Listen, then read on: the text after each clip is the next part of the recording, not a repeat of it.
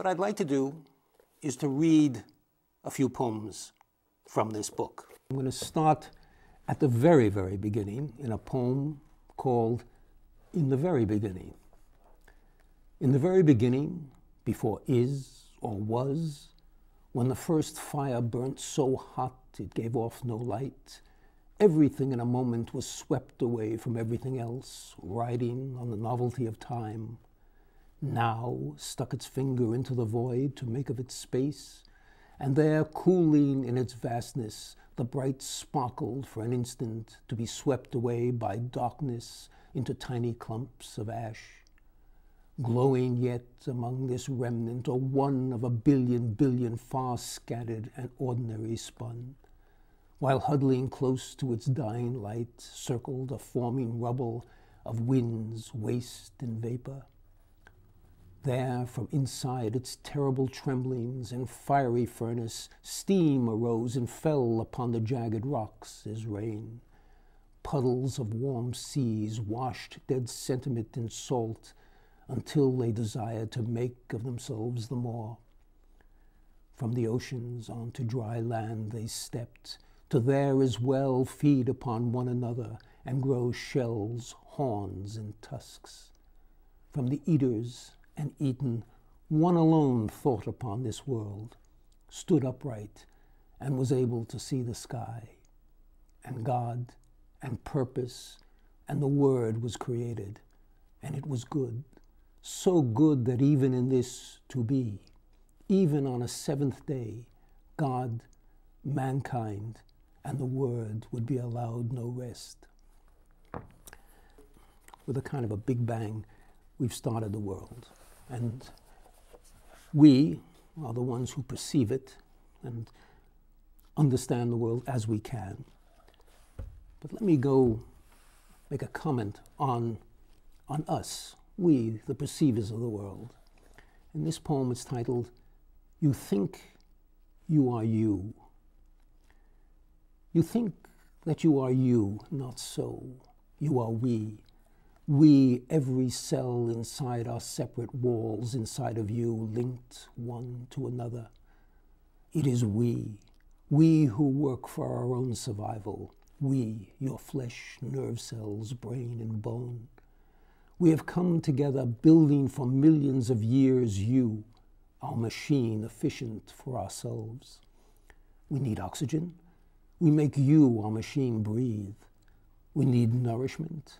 We make you, our machine, feel hunger and send you out to find us food. You are made to care for our survival. We make you leap to avoid the falling branch, hide yourselves when the lions roar. We even weave neurons so you believe yourself godlike when you are just our tool. It is we cells who swam in the first seas, and we who swim in this internal one, who rule your world. And when we wish to create another machine, we fabricate lust by mixing electricity and chemicals, which you call love. You, our machine, may tend us well, but in the end, we always lose interest in you.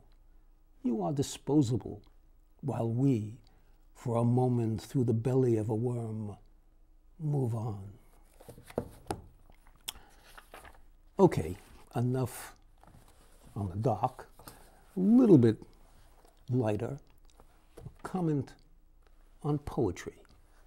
This poem is called Really a Place.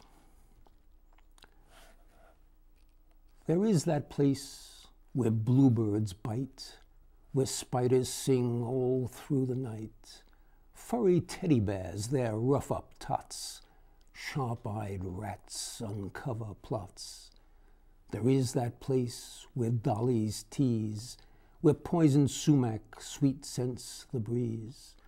Cozy fires singe and burn, ugly witches to be loved just yearn.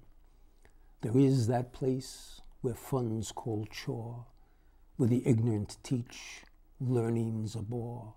Youth change places with the old, the poor have closets filled with gold. There is that place where kisses kill, where beatings don't hurt and never will. Apple trees refuse their fruit. Pirates, door to door, hand out their loot. Ah, what a place for all to dwell. Some call it heaven, others hell. But you who hear these words are wise and know that poems are often lies. So, having said that disclaimer, let me move on. Let me now go to a lighter subject. Let's go to love.